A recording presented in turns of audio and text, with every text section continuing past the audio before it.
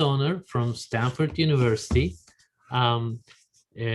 Deputy Director and Senior Fellow with Freeman Spogli Institute for International Studies at Stanford University. She has a new book out, Russia Resurrected, Its Power and Purpose in a New Global Order. It's a great book. I'm proud to say I've read the whole thing. I've taken a lot of notes. Hopefully we'll have a great conversation. Dr. Stoner, congratulations on the book. It's really well researched, well organized. I can follow your arguments clearly, and it makes very interesting contributions in my mind to the literature. Although I'm not a Russia expert, some of the things that you take issue with, I think are great for this people interested in Russia, but also interested in the Middle East, in the region, in European affairs, etc. So before I kind of summarize your arguments, which I won't, I wanted to just congratulate you on that. I'll just give you some 10-15 minutes to tell us about the broad strokes of your argument and what this book is about.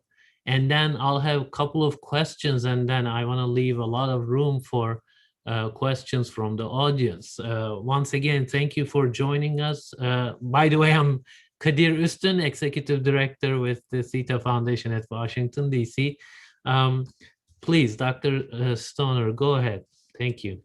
Thank you very much, Sita, and Kadir, and thank you, Sita, more generally, for having me and the warm introduction about the book. I think I can share my screen, and don't be afraid. It says 28 slides, but I'm not going to go through 28 slides. I'll just go through a few.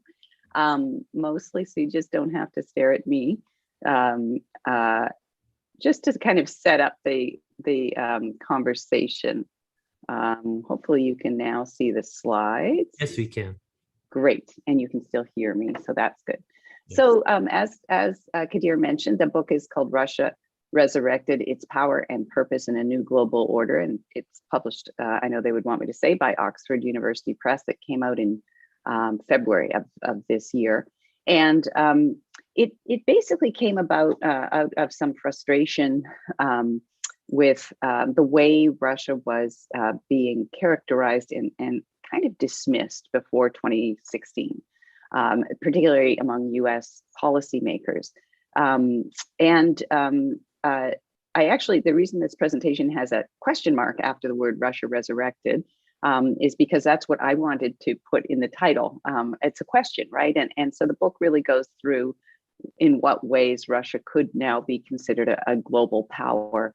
And my editor said, no, we're just going to boldly say it's resurrected. So the book really asks the question, is Russia resurrected? And how could this have happened only 30 years after the collapse of the Soviet Union that left the Russian economy in a complete shambles beginning when they began the reforms in 1992. So as I said, partly the book is a reaction to differing perceptions of Russia in the international system and its relationships. And I think some of the things that we've missed that have happened, especially as the United States has withdrawn even prior to the Trump administration and this America First policy that he had in foreign policy, even under the Obama administration, the idea of leading from behind, right? So what has happened in the interim as the US steps back? Russia, China, other powers have stepped forward. So there are conflicting perceptions, of course, of Russian power. Here are some quotes from Vladimir Putin. Here he, in the one from 2002, he's paraphrasing Churchill and Talleyrand and Masternik and other people in saying that it is deceptive. Russia's never as strong as its global ambitions would indicate, but never as weak as we think it is. And I think that's very appropriate in characterizing how much strength Russia has now in the international system. And then this one more recently in 2018 about Russia's development path. I think he's probably exaggerating things, but Russia's come a very long way. It has a long way to go still, and could have gone farther had it had a different kind of government, but it's come a long way. Within the United States, there are these conflicting perceptions of Russia as not a pure power. The gas station masquerading as a country quote is sort of infamous from former Senator John McCain, only former because he's of course deceased now. And then this quotation from Barack Obama that I think Putin found particularly hurtful, that Russia is just a regional power threatening its neighbors out of weakness, not strength. So contrast that at the same time, though, to these guys, some of the leading lights of the U.S. military, Phil Breedlove, who was at the time of this quotation Supreme Commander of NATO, saying Russia's rewriting the Cold War settlement using force. Russia is an existential threat. This was repeated, by the way, about a week ago by Mark Milley, who's now the chair of the Joint Chiefs of Staff, and then President Biden last fall, saying that Russia is the biggest threat to the United States now in terms of security. So 30 years after the collapse of the Soviet Union, how can this be? And is Russia strong or weak? And how would we know? So the book takes on this question by noting some of the things that Russia has done to sort of reassert its influence internationally. And here are some of them. Of course, the most notorious being the seizure of the Crimean Peninsula from Ukraine and the continuance of this low boil war on Ukraine's eastern border. And now, of course, having just this year given passports to Russian passports to people who want them in those two eastern sections of Ukraine. Right now, as we are speaking, there are probably about 80,000 troops, Russian troops, still on the Ukrainian eastern border. And we don't know what they're doing there or how long they're going to be there. We were told they'd be leaving in some half, but there still is a large force there. Following the seizure of Ukraine, about which we could do very little, even NATO with all of its capabilities or supposed capabilities wasn't able to use them. In 2015, a very quick and effective Russian mobilization into Syria that has now given it a permanent base in Tartus on the Mediterranean Sea in Syria for their ships. And of course, changed the facts on the ground in the Middle East in doing this. Syria has given Russia the opportunity to show off some of the new weapons. It had a major military reform that started in 2008 and is largely done.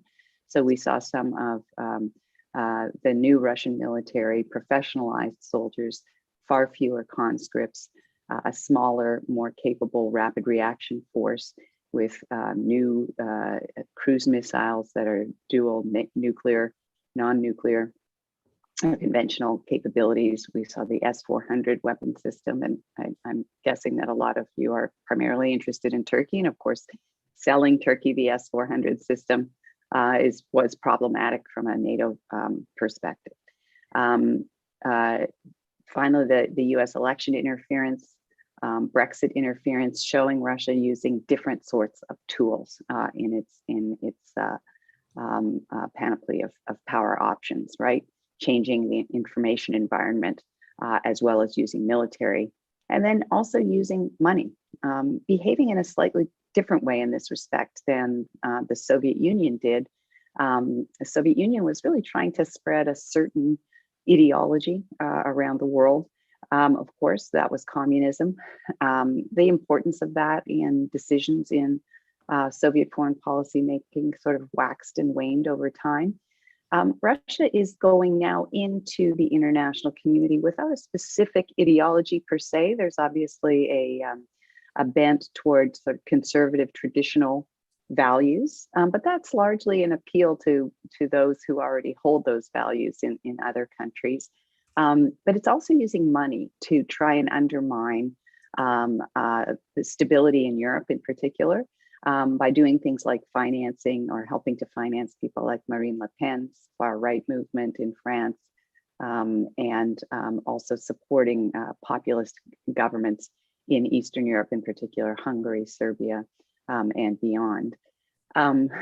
It has also taken or retaken a more aggressive stance that we hadn't seen since the early 1980s of using its warplanes to buzz American warships and British warships coming within 200 meters, not filing flight plans ahead of time, which is both provocative and pretty dangerous. And then finally, the SolarWinds software hack. And this is just a selection, right, of things that Russia has done most recently. But the SolarWinds hack is particularly problematic because apparently it began this time last year with members of the Russian military intelligence slipping software malware into this program made by this company in Texas in the United States. And it is a software that is used by departments within the US government. And it's provided them with, that is the Russian GRU hackers, with an entry into the Department of Commerce, Treasury,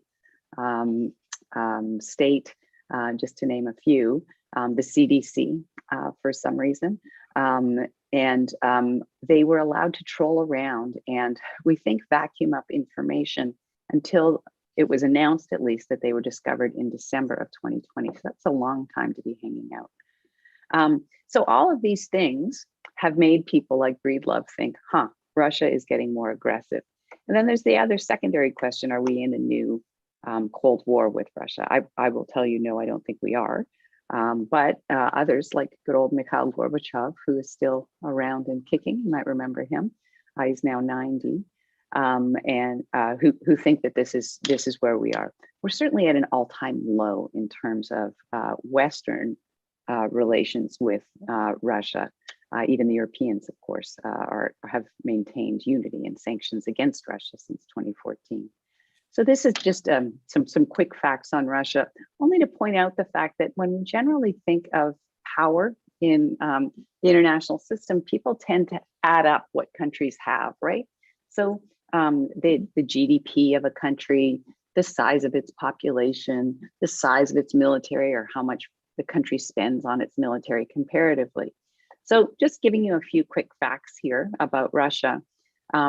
Its GDP per capita, per person at purchasing power parity is remarkable in terms of growth. What it was in 1991 is about a quarter of this, maybe a third, versus it's about a little less than half of the American GDP per capita.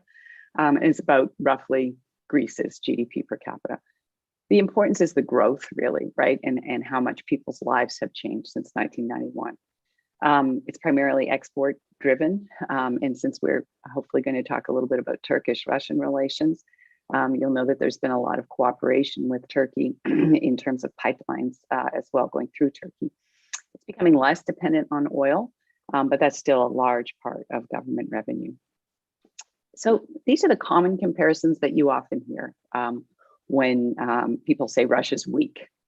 So if you just added up GDP, gross domestic product, everything the country makes in a year, and you standardize that into trillions of US dollars from 2019, you can see that Russian GDP compared to China's or the United States was pretty tiny. I would just put the UK in here as a sort of a baseline comparison for Europe, even though I know it's not part of Europe anymore.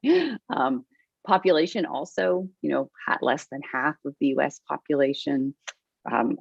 Look at China, obviously huge, more than a billion, almost 1.4 billion, but twice, a little bit more. The UK's military spending, it's about a tenth of the US, about a quarter of China's, about the same as the UK. The thing is, and I make this point in the book, Russia gets a lot more bang for its billions in military spending than the UK does. Labor costs less, inputs cost less. And so Russia's military reform that, as I mentioned, began in 2008, really bought them far more than this number would indicate. So here are some other baselines just to compare. Russia's economy about the size of Korea's or Canada's overall. So this again is a common argument. Wow. So when we compare Russia to those other countries, It looks like, and you may have heard this, this metaphor, Russia is punching above its weight. And my argument is, well, it's now a heavyweight in some areas. And in part, that's because of the sort of more aggressive foreign policy under Mr. Putin from 2012, in particular, when he returned to the Russian presidency from his hiatus as prime minister. And the nature of his regime, which is a cronyistic, increasingly closed authoritarian regime.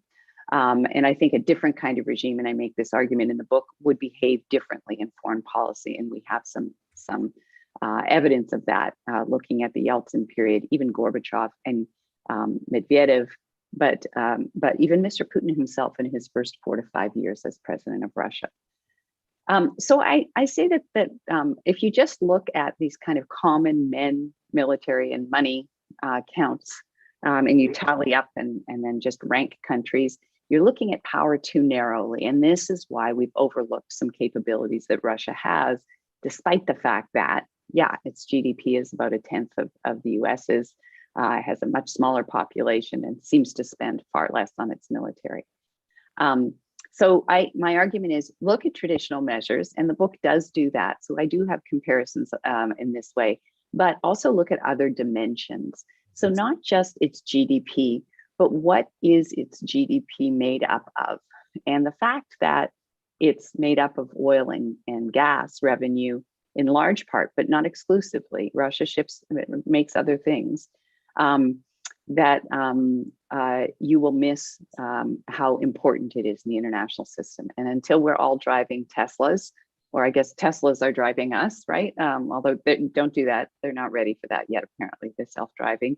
Then oil and gas means a lot, right? It's not, they're not just making clothes. They don't make clothes, don't particularly well, although, but you can't go into Target and buy something that says made in Russia, but you can buy oil and gas that is made in Russia, and 80% of global energy is still made up of oil and gas.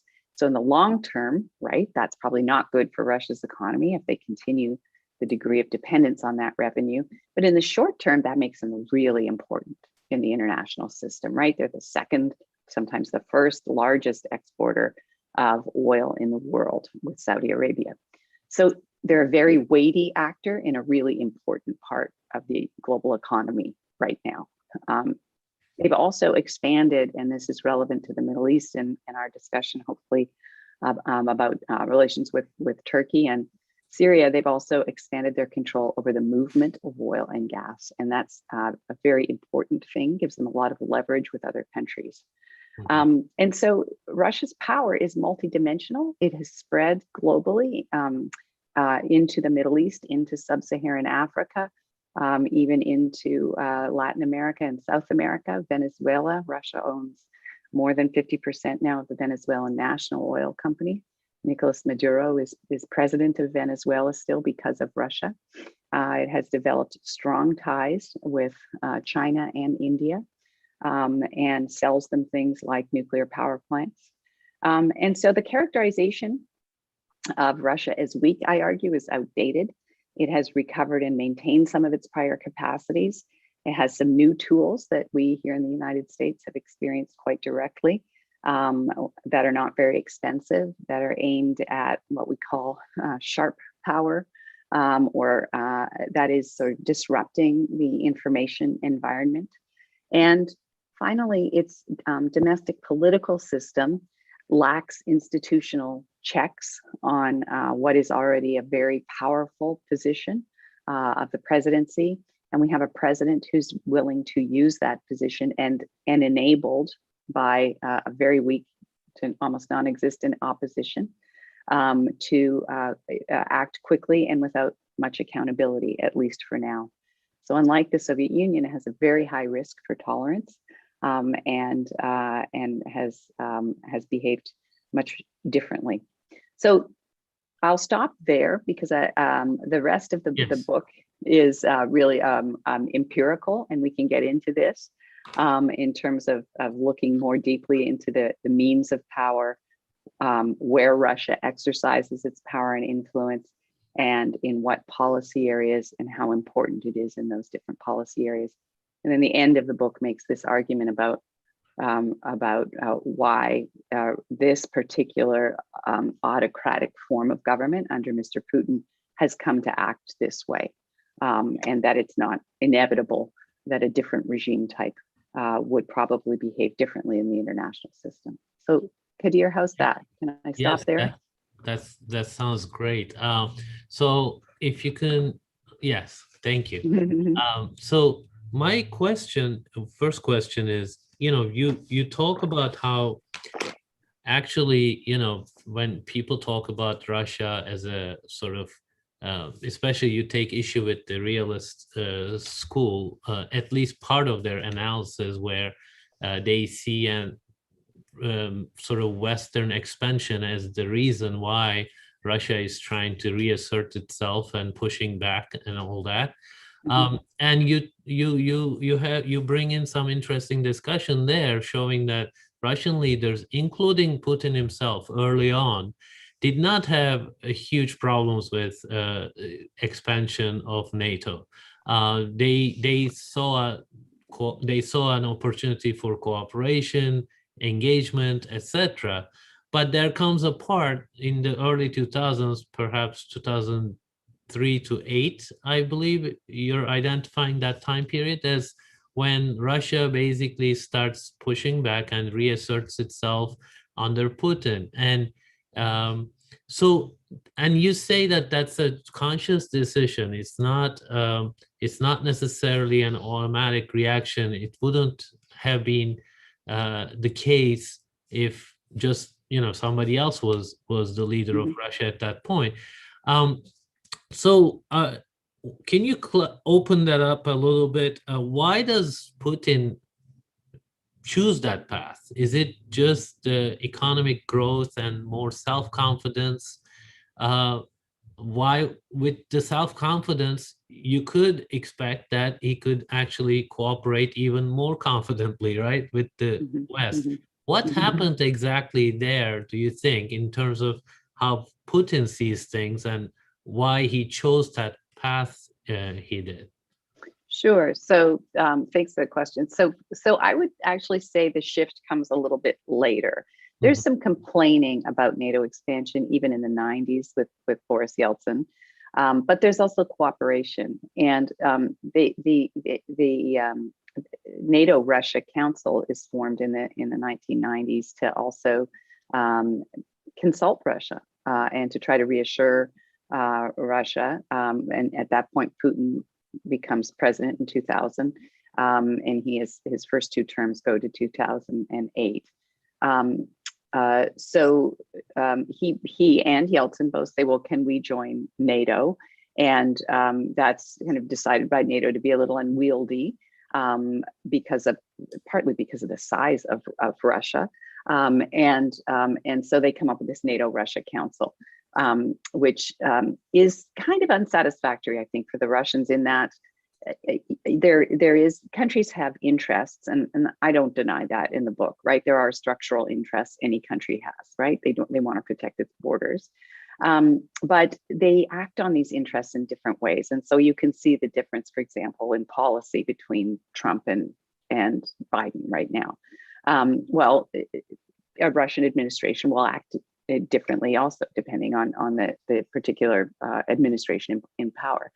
The thing with Putin is that between 2000 and 2008, he was in 2001 purportedly the first international leader to call George W. Bush and express condolences for 9/11. He, looked forward to a cooperation with the West in our battle against international terrorism, because he viewed Russia as having its own terrorist problem with coming out of the Southern Caucasus and arguably Central Asia.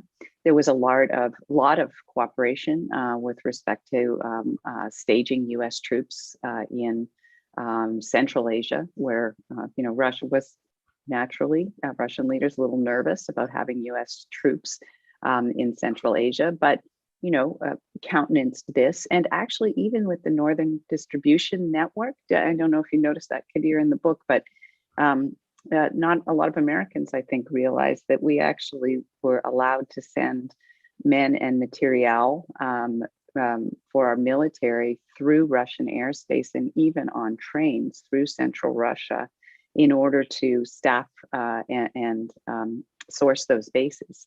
That was all, part of that was done under Putin, and part of it was done under Mr. Medvedev while Mr. Putin was prime minister. So certainly he countenanced it. I think the big change comes in 2012 when Mr. Putin comes back into the presidency. And when he makes the announcement that he's coming back, there are, he didn't check in with the Russian people on that one. It's just announced at the United Russia, that the party he preferences, because Russian presidents aren't supposed to be members of political parties in their constitution. Sort of odd, but it's true. He announces that he'll be coming back and Mr. Medvedev will be stepping aside and being his prime minister. But there hadn't been elections yet at that point. And the elections that did happen that fall in 2011, Duma elections, people felt were fraudulent. And there's good evidence of that. And so we get big demonstrations on the streets of Moscow. And this is what he cannot stand.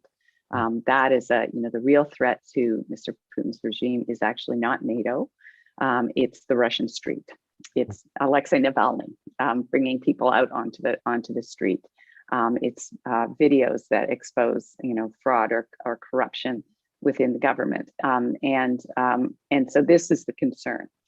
NATO expansion was used, of course, as kind of post hoc justification for grabbing the Crimean Peninsula.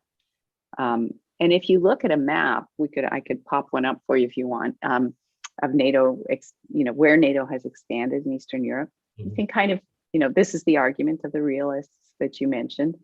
If you just look at that and you listen to Mr. Putin and other Russian foreign policy makers, it looks like NATO's encircling Russia. The thing is that actually Russia far outmatches what NATO has on the ground in terms of conventional forces in Europe. Russia could roll just with conventional, it's remade conventional forces into the Baltic republics and take all three of them within about 2 weeks. Mm-hmm. And we could do almost nothing about that for quite some time. Even, the irony of grabbing Crimea from Ukraine has militarized NATO on Russia's border in a way that it was not before. So suggesting that, the most recent round of NATO expansion before 2014 was in 2009. It brought in Albania. And that's hardly a great power is all I'm mentioning. NATO is viewed more as a defensive alliance. So the Russians actually completely outclass NATO,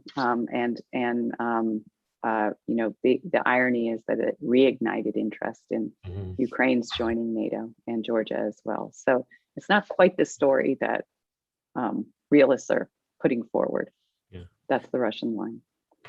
Yeah, I was referring to, there's that, actually the world economy grew a lot. Many countries benefited from kind of cheap credit and, markets were good until the crash. And Russia benefited from that. And I was wondering if that had something to do with Putin feeling like he could reassert itself. But you make that clear in the book that it is very much related to the power projection abroad is very much related to Putin's domestic politics. And I think that's a very helpful discussion to have, helpful contribution, because many of the debates is about either, like you talk about it, either Putin is a genius, strategic genius, or it was the fault of the West because they shouldn't have enlarged in the first place and provoke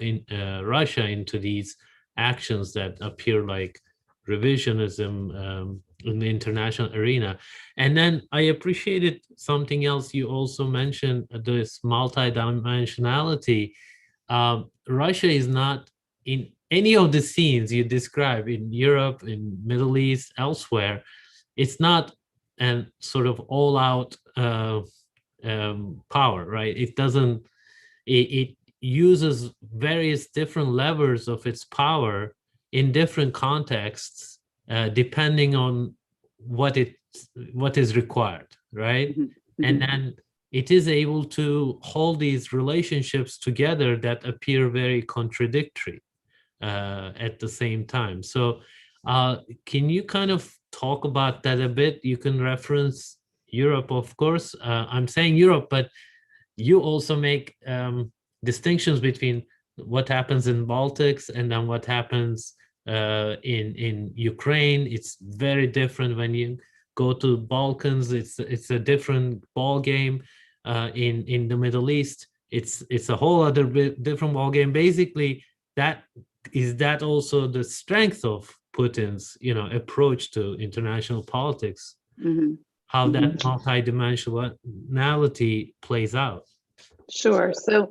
So I think what in part has happened is that it is not sort of it, because Russia has developed into this sort of personalistic autocracy, and it's a kind of I call it a patronal autocracy, with Putin as kind of the chief patron. So there are a lot of different things that I argue influence Russian behavior in terms of its foreign policy. There are undeniably structural interests, but that is, defending its borders, given where it exists, that sort of thing. But beyond that, this particular regime has a kind of existential need to, especially now since 2014, being under sanction from the European Union and from the United States, to find other markets. And if you look at some of the companies that are in the Middle East or in sub-Saharan Africa, they're owned or controlled by cronies of Putin's. Their payoffs or kickbacks, I guess, that are coming to his inner circle as they do this. And that's just the nature of their economy. But I think in terms of the Middle East really illustrates well the fact that that Russia doesn't actually ask much ideologically from its partners, right? And this is a big change from the way the Soviet Union worked in its foreign relations. It was trying to perpetrate socialism and communism and those kinds of governments, a planned economy. Russia's not doing that anymore. And they will sell, they're the world's second largest purveyor of arms. The United States is number one. They will sell to anyone, right? So there they are in the Democratic Republic of Congo, ostensibly settling a civil war there, and providing security for the government, sometimes through mercenaries in a company called the Wagner Group, WAGNER, owned by one of Mr. Putin's cronies, who is the caterer, who also owns the internet research group that disturbed our elections in 2016. So how this guy has this business of running mercenaries around Africa is a really interesting question. But they're active in Syria. They're in the Democratic Republic of Congo, providing security. And what do they get in return? They get mining rights and marketing. They provide marketing assistance with diamonds from DRC. And so this is the kind of thing that they're doing around different parts of sub-Saharan Africa. In the Middle East, and the book has quotes from different political actors in Africa, basically saying, the Russians don't ask us to do anything in return with respect to human rights. And when they start projects, reconstruction projects, they employ our workers, not Chinese workers. So they're a nice alternative to the Chinese or to the Americans in terms of meeting our needs. The Middle East, though, is a really nice illustration too of how Russia will again deal with anyone. And I think this gets probably more directly to your question, Kadir, about having these bilateral relationships with countries that are traditional enemies of one another. So Iran and Saudi Arabia, Iraq and Iran. I think most Americans don't appreciate that Russia sells weapons in parts of Iraq. It is helping to take over management of pipelines in northern Iraq. And we shed blood and tears there, obviously, and a lot of money. Also, obviously, Syria, relationship with Syria, now Egypt, Israel. Russia has, but gets investment from Israel, partly because of the large Jewish diaspora, Russian-speaking Jewish diaspora in Israel.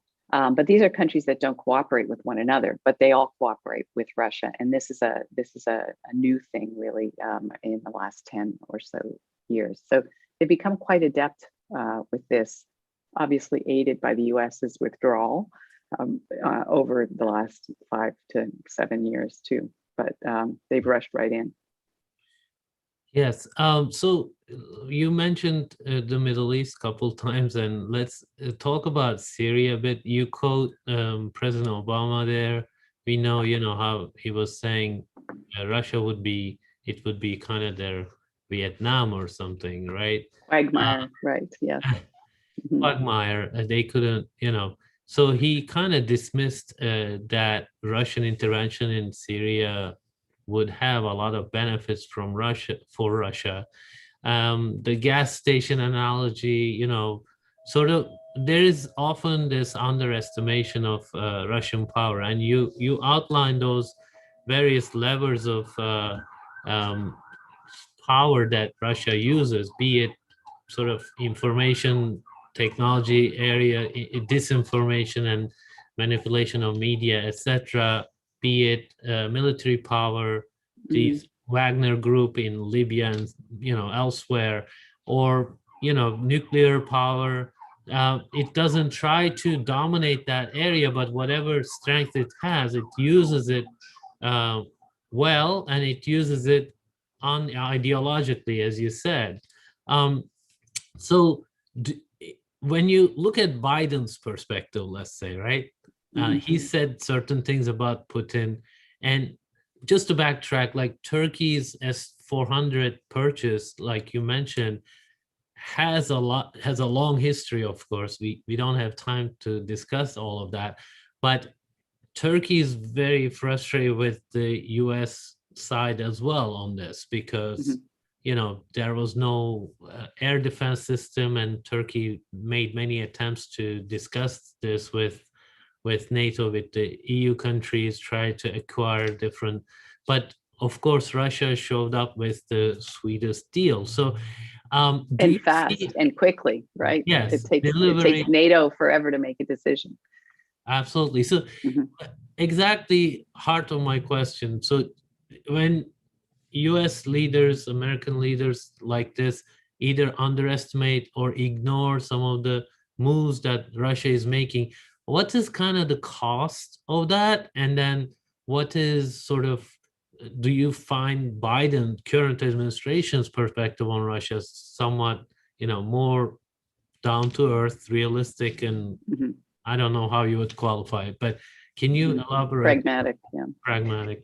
Right. So this is one of the things that I think, my book begins in the, I don't know, most people don't read like prologues or acknowledgements. I get that. Yeah. So my book partly begins with this reflection of a series of reflections of hearing the different perceptions, right, between Russians, a young Russian analyst's perception of the purposes of Russian foreign policy, and then how capable US decision makers think Russia is of stopping the US in various places. And I think the mistake that was made is illustrated in a quote I provide from Michael Hayden, who was the former head of the National Intelligence Council, or National Security Agency, I guess, coming to Stanford. And he says, when I asked him, how would you classify Russia's place in the world? And he said, this is about 2014, I think. Russia is at the little table. So picture a dinner, right? A Thanksgiving dinner, like the kids' table with North Korea, he said. They want to be at the big table, but the adult table, but they don't have the capability to be there. And then sure enough, later that year, right, they grab Crimea. They move into Syria in 2015. They interfere in our elections, showing the full panoply of their capabilities, right? And so that perception is a very traditional perception of power. What he did is he went and he looked at GDP, right, in his head, right? Same with Obama, GDP, size of, how much they spend on the military. And unquestionably, it's not just spending. The US military is the most powerful in the world. The thing is, we can't use it everywhere. We want to, which is a good thing, right? Because we have domestic politics that restrains that. Frankly, we're not going to go to war with Russia over Ukraine. And we may well have, by expanding NATO, have actually weakened the Article 5 commitment, which is an attack on one is an attack on all. Okay, most recent members of NATO right now, North Macedonia and Montenegro, joining in 2017 and 2020. Really? Are we really going to go to war to defend North Macedonia or Montenegro? Most Americans can't find it on a map. And given how fractious our politics are, I personally have a hard time believing that we would. That said, if we don't, should that be necessary, then that puts all of our international commitments and treaties into question. And they're already in question from the last 4 or 5 years when, we formed the JCPOA, right, with allies, and then Trump pulls us out. Now we're trying to get back in. Same with the Paris Climate Accord. So all of these sorts of things have eroded, in particular, American standing in the world. But here is Russia going in and saying, Turkey, you bought those S-400s, we're delivering the S-400s. And they do the same thing throughout the Middle East. And they do the same thing throughout sub-Saharan Africa. And they're doing the same thing with India, right? They're the number one supplier of weaponry to India. So there is this, there are politics within Russia. Mr. Putin cares about his personal, it's a resource, his public approval ratings. And so his public approval is usually between 59 and 88%, which is incredible. And the next highest is like 5%. Navalny is 5% in terms of public approval. Obviously, he's in jail now, but this is a resource he can use against other political elites and any challengers. Their political system has enabled Russia to act very quickly and aggressively, and yes, using these different tools. What it shows, I think, is that you don't have to be number one in all areas, but you can be really strong in a bunch of areas and willing to use what you have to be very, very disruptive. And that's what Russia is. It's disruptive. Yeah, I felt that was also something striking. That willingness to use this is important because, right, that you have to know your strengths. So that's, I guess, what Putin does well in this case. Mm-hmm. So I also want to. I didn't answer the Biden perspective question very well, but I don't want to talk too much longer. Go ahead. Take a minute or two to address that.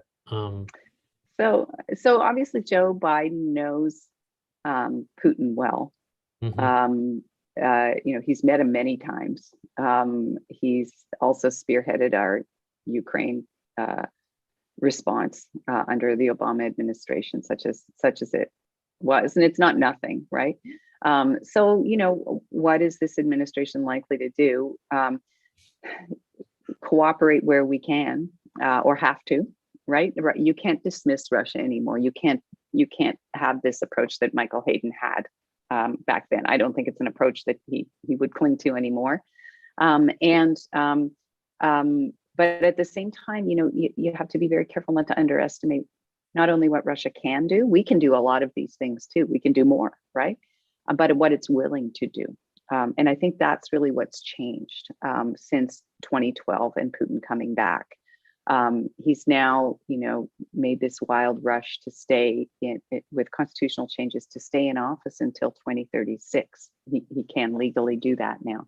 So we're going to be dealing with him for a long time. And I think expectations for cooperation should be bounded by that. That said, Russia has no interest in Iran having nuclear weapons. They're a lot closer to Iran than we are. And they have better relations with Iran than we do, but they're not really warm and cuddly with Iran per se.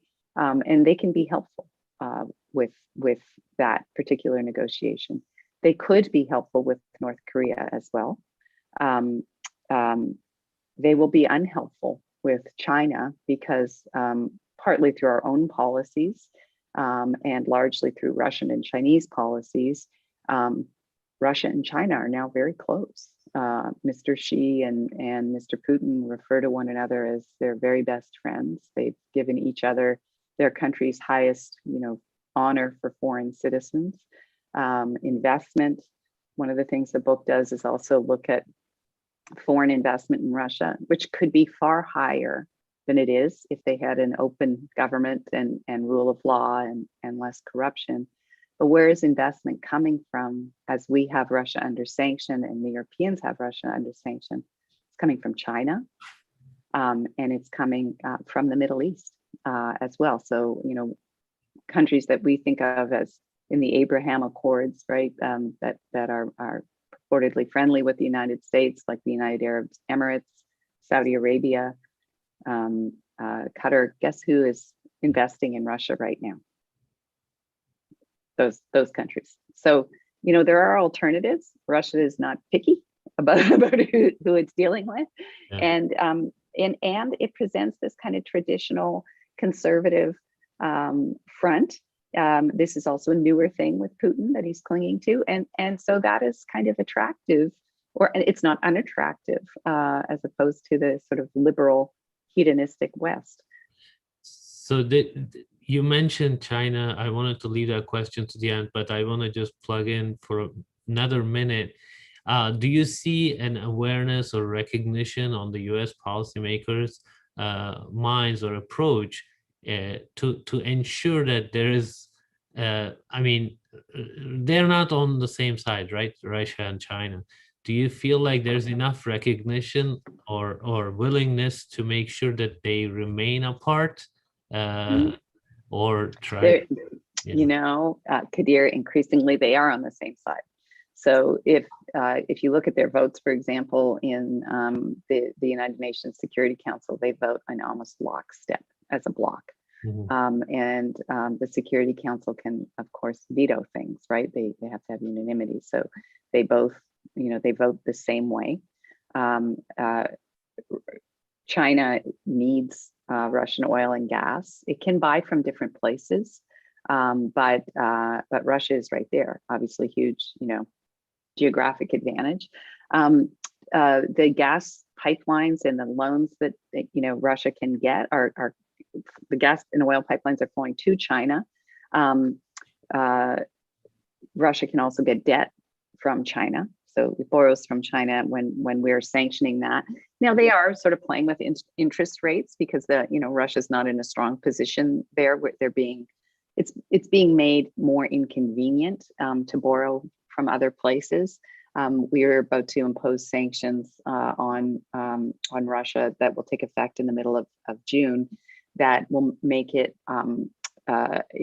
not possible for American banks to buy Russian bonds from Russian banks, but they can buy Russian debt on the secondary market. China's not constrained that way at all. So Russia also sells China weaponry, and that comes with a chain of servicing relationships. And it also sells China nuclear power plants. So China has like this endless need, right, for energy. And it has a domestic petroleum and natural gas industry, but not enough to really meet its needs. And so there's Russia, and the other thing that they're cooperating on is this northern trade route. Climate change is a really mixed bag for Russia. Obviously, it's causing some fires, forest fires, peat fires. It's bad for the environment overall. But it is also opening up the Arctic, and China is very interested in shipping goods through that northern trade route. Russia's militarizing the Arctic now. We're not really doing anything against that, in part to protect that trade route. So it's finding other partners, other sources, and increasingly, yes, it's worrisome. The relationship with China is getting closer. But you don't think that the US has a clear policy to keep sort of create frictions between the two? Not yet. No. Yeah. Okay. No, we're not in a very good position there. All right. So I want to quickly go over the questions. We don't have a lot of time, but we have enough. I think we can go through them. You spend a lot of time on the book. Actually, you have a whole chapter on this about the human capacity of Russia. There's one question on that. I'll quickly read it. Has Russia done anything to improve the human condition? Has it improved the standards of living of its citizens? Does it have a foreign aid program that doesn't involve arms and military advisors? Absolutely. Okay, so I have slides on that. On the one hand, it has done a lot, and on the other hand, it has more to do. One of the things I think we don't. I'm going to just share this one. Well, I won't share the slide because it'll take too long probably. But in terms of human development, sure I will. I can't resist. Here we go. In terms of human development, things have changed rather rapidly. So here we are. This is the Human Development Index that is put together by the United Nations. So this is the red line is gross national income. Here's life expectancy. And see, it took a real dip in the 1990s as Russia struggles through some of the reforms it's trying to make to the economy. Has, oil prices are very low, having huge dislocation, social dislocation. So life expectancy goes down. It's driven a lot by men. Men at this period were living about 50 to about 57. And then it begins to come back here. So in terms of, you asked about human development, human resources, that is getting better. It's still low relative to the rest of Europe, and the book goes through that, but it's also, there's a big gap between men and women. And so in terms of, the long-term sustainability of the working population, they have two problems. One is this life expectancy issue. The other is high male mortality, men dying much faster and younger than women.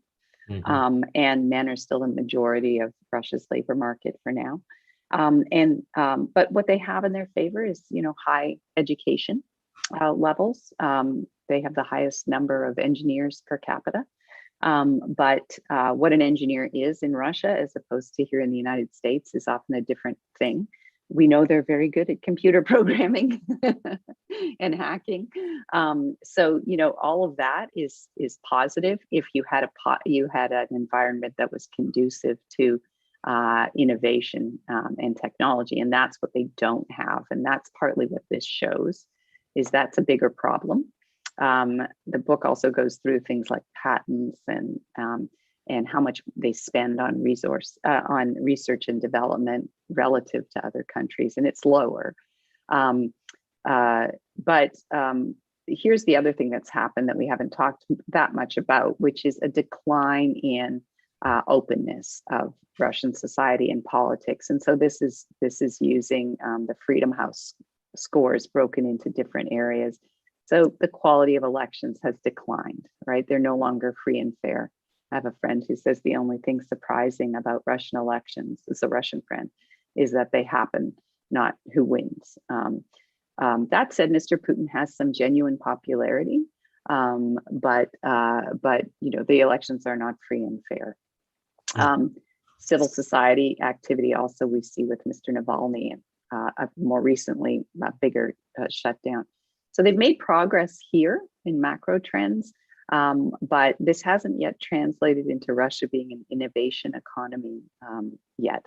And just one last point, a huge problem is that a lot of young people, now we're seeing more than 50% of 18 to 24-year-olds in in polls from Russia's only independent polling company indicating that they will emigrate or intend to emigrate in the future. And that's not a good sign for a healthy society. Yeah, I want to move to the next question. And I think this is kind of related to what you said about the hackers. Russia continues to try to undermine our political system and our industry. We are not innocent in this game. Why is the US not undermining the Russian oil system or interfering with its economy? Is it because of unknown consequences, or are we doing it? Well, we have allies. So, and some of those allies depend on some of the things that Russia provides. So let's look at Germany for a moment and natural gas. So right now we're sanctioning and trying to stop the completion of something called the Nord Stream 2 pipeline. This runs from outside St. Petersburg, roughly, right, northern Russia, through the Baltic Sea over to northern Germany. And it's going to supply Germany with natural gas. We're sanctioning it because it is a way for Russia to send natural gas to Europe by avoiding Ukraine. And Ukraine gets money from transiting Russian natural gas into Eastern and then Western Europe. Germany is very heavily invested in having that pipeline finished. It has declared under Merkel since the Fukushima Daiichi disaster in Japan. You're probably wondering, what? How is this related? That they will not have nuclear power plants in Germany. So oil's too polluting, they're saying as well, right? They've got internal politics in Germany. So what's the only alternative then? For now, until wind and solar pick up, and those are very like 5% of Germany's energy, natural gas. Where can they get it cheaply, quickly? Russia. Who has Gazprom, the Russian state gas company, hired to complete, to oversee the completion of this Nord Stream pipeline? Gerhard Schroeder, the former chancellor of Germany. Yes. So, that's one reason why. We do have other tools, right? And sanctions that I think the Biden administration has done a good job in terms of the, we have targeted people around Putin and made things inconvenient for them, which is good. And we've also, the most recent round I mentioned is a little shot across the bow, pointing out to Russian decision makers, we can mess with your financial system by limiting your access to debt and financing. The problem is Russia doesn't have a lot of debt. They've actually stored up money in good times in their sovereign wealth funds. And of course, the Biden administration knows that. This was in response to Navalny in particular being jailed and poorly treated. So we can ramp it up. And there are other things, of course, we can do in terms of cyber. We're very capable that are not necessarily announced, but that could severely cripple Russia. But we have to balance it with the needs of our allies. That's right. I would have a very quick comment. I feel like when it comes to punishing Russia, it's relatively easy, straightforward. Congress likes that. Administrations can easily do it. There's a lot of support behind it. But getting down into the weeds of, let's say, Germany's energy needs, Israel-Russia relations, you mentioned that in the book, or what happens in Libya, what happens with Turkey, etc. The US is often feel like, okay, the trade-off. They consider that as the little tables issues, but then they ignore the perhaps spillover to the big table from those. But couple more questions. We'll go over by a couple minutes, but I think if you don't mind, I want to make sure we have everything. So is Kathryn's argument valid, namely that Russian strength negates NATO close, NATO close encroachment on Russia's border, ? Look at it the other way. If NATO being on Russia's borders has no benefit to NATO, then why is it on Russia's borders while knowing that it will provoke Russia?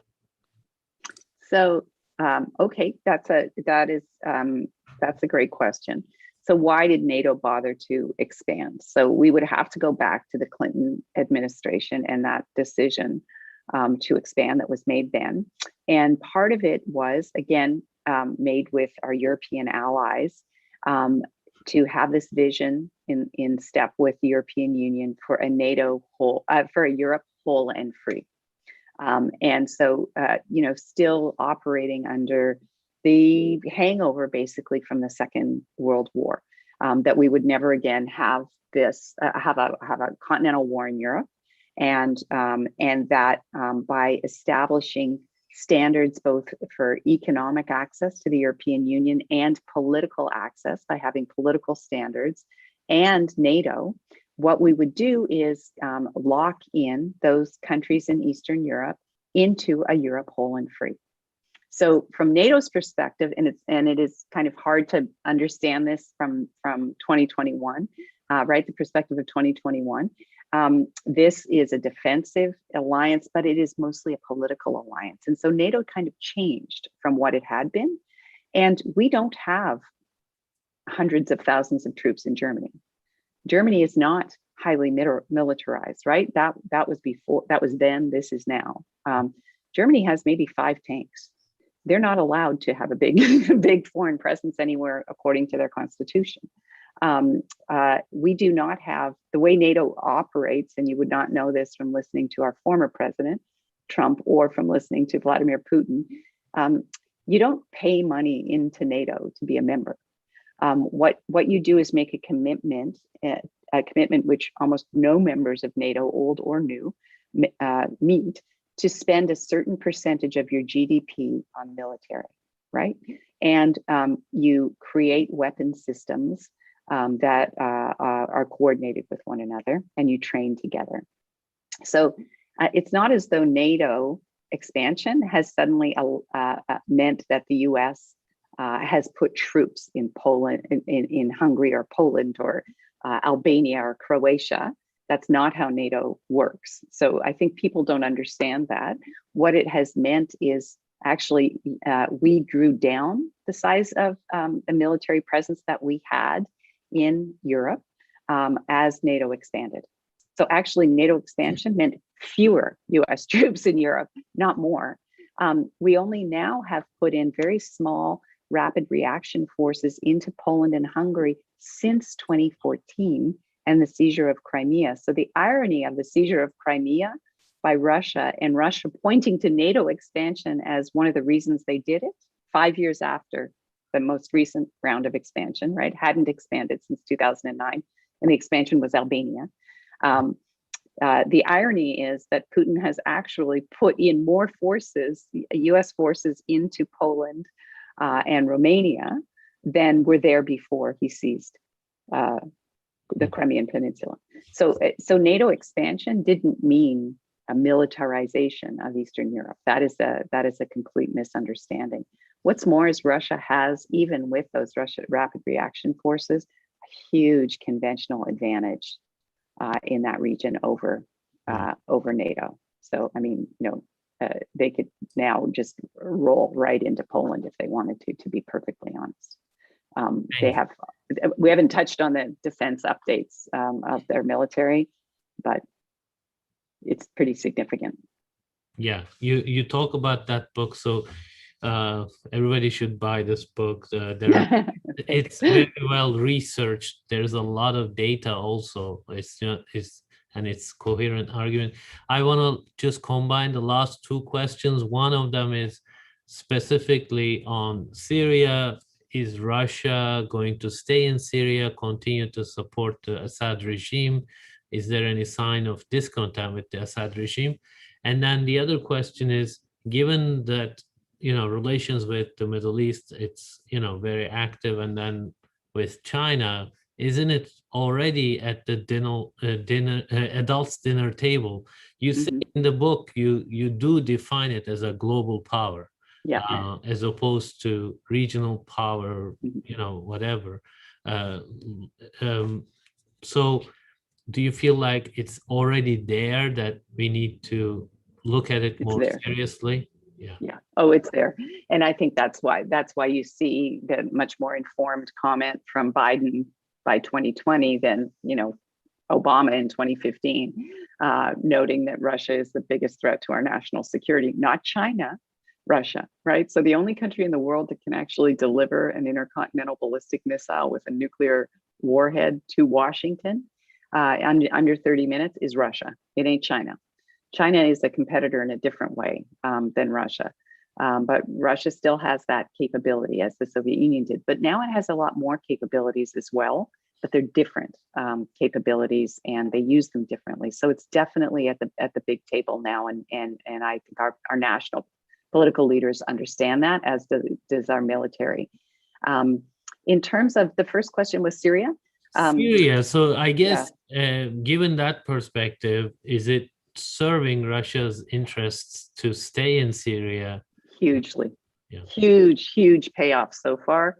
And so this is, again, I think, a misunderstanding of how Russia operates in the international system. And as sort of good liberals, small L, we assume in the United States that, oh, well, they helped break Syria, they must now fix it. That's not how Russia functions, right? They don't view that as their responsibility to fix Syria. They will support Assad as long as it supports Russian interests. But I don't think there's any sort of, well, I know there's no close sort of affinity to Assad per se. If there was another, option that is viable, they would go with that. Assad is only valuable until he's kind of not, right? So it's not as though they're personally attached to Assad and that family. What has Russia gained? Well, so far they've gained Tartus. They've gained access to the pipelines that lead from Iran and Iraq into Tartus. So they're now controlling those. Their goal is to pay for what Syria has cost them, which has not been that much, by resurrecting Syria's oil and gas industries. Not huge, but significant enough. And then by charging for the transit of gas through Syria to the Mediterranean Sea. They've also been able to use Syria as a training zone for their own troops. So, one of the ways to evaluate a military and its capacity beyond just how big it is and what weapons it has is its battle readiness. Well, these guys are battle tested. And then the last thing is it used Syria as a big weapons bazaar for the Middle East and North Africa more generally, by demonstrating, what they have and that they're very competent. Overall, Syria has, we think at this point, been a net benefit for Russia. I'm actually writing a piece on this. What has Russia gained? What have they lost? If I may add one more thing, it also sends a message. If you stick with Russia, you can kind of stay in power. So and we come through, and we're fast. We don't dither around. Yeah.